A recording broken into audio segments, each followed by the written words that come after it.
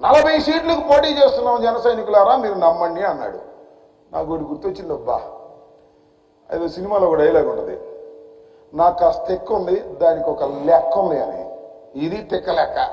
ఏమయ్యా పవన్ కళ్యాణ్ గారు, నువ్వు 3 పార్లమెంటు సీట్లు 24 అసెంబ్లీ సీట్లు పోటీ చేస్తూ కాస్త నీకు తెక్క ఉండొచ్చు, ఆ తెక్కతో నీకు ఒక తప్పుడు లెక్క ఉండొచ్చు, కానీ జన సైనికులకు తెక్కలేదు, నీ అభిమానుకు తెక్కలేదు. నీ అభిమానులకు ఒకటే తెక్క, నువ్వు ముఖ్యమంత్రి కావాలని తెక్క.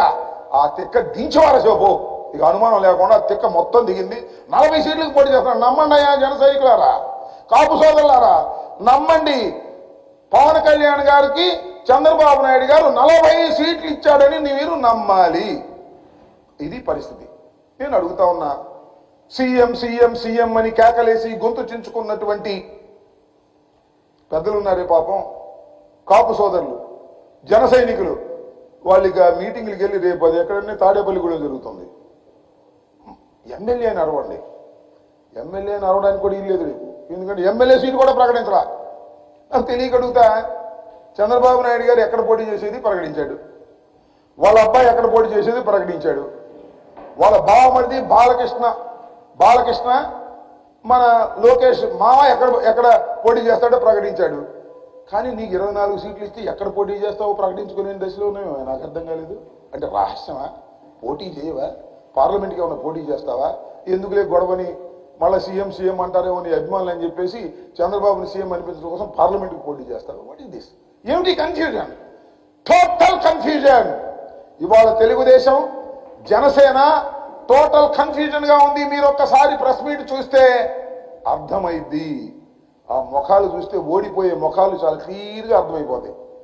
పవన్ కళ్యాణ్ గారు మైక్ పిచ్చుకు ఏం మాట్లాడో, చంద్రబాబు నాయుడు గారు మైక్ పిచ్చుకు ఏం మాట్లాడో చూస్తే ఓడిపోయే ముఖాలు చాలా స్పష్టంగా కనిపిస్తూ ఉన్నాయనే విషయాన్ని దయచేసి అర్థం చేసుకోమని ఈ సందర్భంగా నేను మనవి చేస్తున్నాను.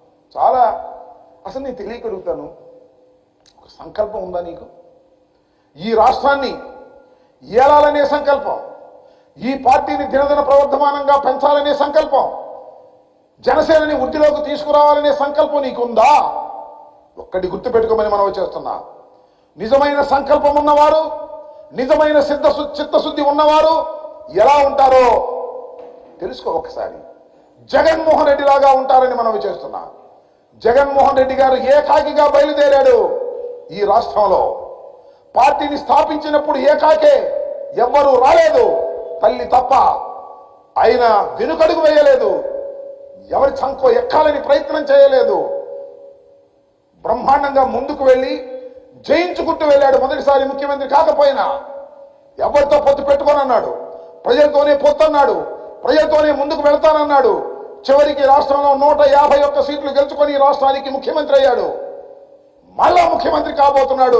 175 సీట్లు టార్గెట్ గా వెళ్ళబోతున్నాం. నేర్చుకోవయ్యా, సిగ్గుంటే బుద్ధుంటే రాజకీయాలు తెలిసింటే నేర్చుకోమని మనం చేస్తున్నా. ఎవరి పల్లకి మోయడానికి పార్టీలు పెట్టేటటువంటి దౌర్భాగ్యమైన పరిస్థితి. ఎంత దుర్మార్గం అంటే, పార్టీ పెట్టి సీఎం అవుతాననే భ్రమలు కల్పించి నీ కాస్ట్ వాళ్ళని, నీ అభిమానుల్ని వెన్నుపోటు పొడిచావు, మోసం చేశావు. చెప్పబోయా ఎందుకు ఈ గొడవ? పాపం నాకు బాగా గుర్తొస్తుంది. ఏంటి మన చిరంజీవి గారు చాలా సౌమ్యుడు, పార్టీ పెట్టాడు, 18 సీట్లు గెలుచుకున్నాడు. 1 కాదు 2 కాదు, 18 సీట్లు గెలుచుకున్నాడు. గెలుచుకుని ఇక రాజకీయాలు రావలేము అని విలీనం చేశాడు. శుభ్రంగా సినిమాలు తీసుకుంటున్నాడు. నువ్వు కూడా పల్లకి మోసి పరువు పోగొట్టుకోవడం కంటే విలీనం చేసి సినిమాలు తీసుకో. చిరంజీవి గారి లాగా, మీ అన్నగారి లాగా తీసుకో, ఆదర్శంగా ఉండు తప్ప ఇలా ఎందుకు మోసం చేస్తావని అడుగుతా ఉన్నా. నిజంగా నేను మనవి చేస్తున్నా. చాలా సందర్భాల్లో నేను చెప్పా, అనేక ప్రెస్ మీట్లలో చెప్పా. చాలా మంది నన్ను అన్నారు, ఏమండి పవన్ కళ్యాణ్ గారు మీ కోపం అని. కోపం కాదని మనవి చేస్తున్నా. పవన్ కళ్యాణ్ అనే వ్యక్తి, కొణిదెల పవన్ కళ్యాణ్ అనే ఒక రాజకీయ నాయకుడు కాదు. అతను రాజకీయాలు చేయాలని రాలేదు.